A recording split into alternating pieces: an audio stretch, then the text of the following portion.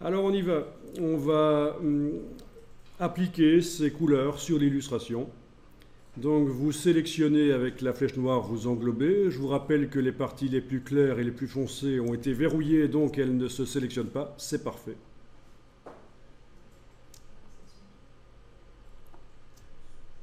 Vous allez dans le menu Édition, modifier les couleurs, redéfinir les couleurs de l'illustration.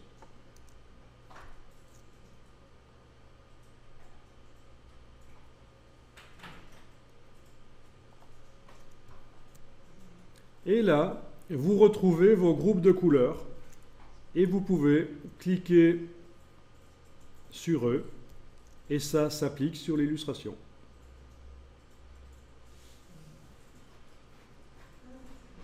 Voilà. Bon, je vais prendre celle-là finalement.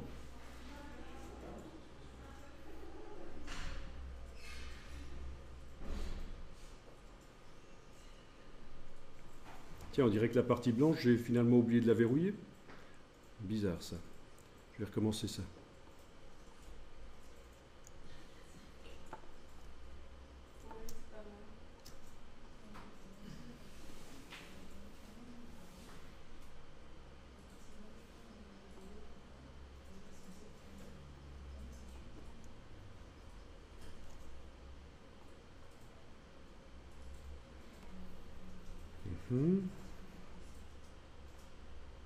Non, elle est verrouillée. À mon avis, il y a plusieurs nuances de blanc.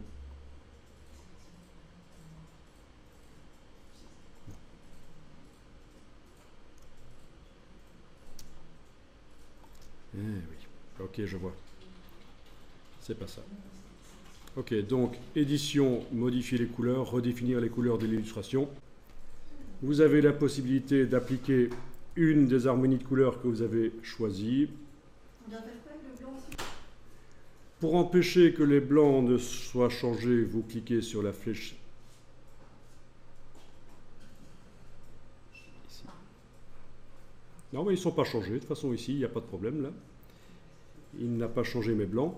Mais si c'était le cas, il faudrait que je clique sur la flèche pour empêcher que certaines couleurs, notamment les deux clairs ici, soient modifiées. Bon. Et alors, une fois que vous avez ça, vous avez la possibilité d'échanger les couleurs de manière aléatoire, ici, avec l'icône « Modifier l'ordre des couleurs ». Vous cliquez, et vous voyez que ça transfère les couleurs d'un objet à l'autre, en fait. Hein. Ça échange les couleurs. À un certain moment, vous allez peut-être obtenir quelque chose que vous trouvez chouette. Enfin, c'est plus que probable. C'est modifié ou attribué? Alors, ça, par exemple, je trouve que c'est bien. Eh bien, je vais ici créer un groupe. C'est super important de créer un groupe de couleurs chaque fois que je trouve quelque chose qui est bien. Donc, petite icône ici, nouveau groupe de couleurs. Voilà, le voilà. Et je clique sur OK.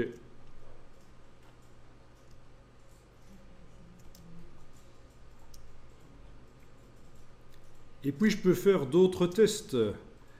Je vais dupliquer l'illustration ici avec la flèche noire et la touche Alt.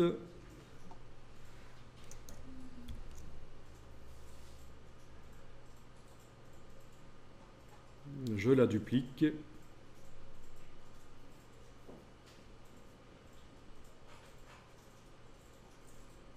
Je sélectionne le tout. Je vais dans Édition, modifier les couleurs, redéfinir les couleurs de l'illustration. Mon noir et mon blanc ne sont pas sélectionnés. Je fais en sorte que les couleurs claires ici ne se modifient pas en cliquant sur la flèche.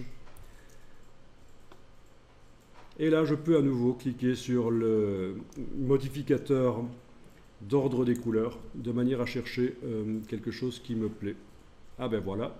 Par exemple, cette version-là, je la trouve chouette aussi. Je clique donc sur le groupe de couleurs, ici. Nouveau groupe de couleurs. OK, etc., etc.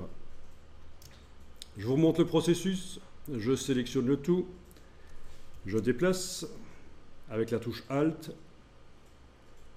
Cette illustration ici, je vais la modifier par édition, modifier les couleurs, redéfinir les couleurs de l'illustration. Je vérifie que mon blanc et mon noir ne vont pas changer. C'est bien, ils ne vont pas changer. Je peux empêcher que certaines couleurs ne se modifient en cliquant sur les flèches. Et je clique sur les pour modifier l'ordre de manière aléatoire. Ceci dit, vous pouvez aussi faire la deuxième icône. Modifier de manière aléatoire la saturation et la luminosité. C'est-à-dire que les couleurs vont rester les mêmes que précédemment. Là. On voit qu'à gauche et à droite, chez moi, c'est la même chose. Je suis en train de travailler sur l'illustration de droite. Je vais modifier la saturation et la luminosité. Donc, c'est l'icône ici.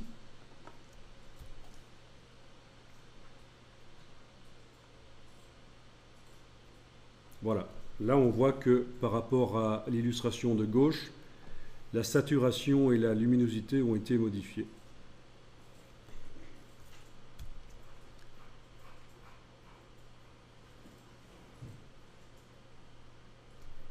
De manière aléatoire. À un certain moment, je peux trouver que ce que je vois là est super chouette. Eh bien, je vais créer un groupe de couleurs et cliquer sur OK. Voilà. Groupe de couleurs. Je clique sur OK. Et voilà, vous avez le générateur d'harmonie de Illustrator dans le guide des couleurs. Et puis, vous avez la manière de l'appliquer sur une illustration et de rechercher des configurations aléatoires.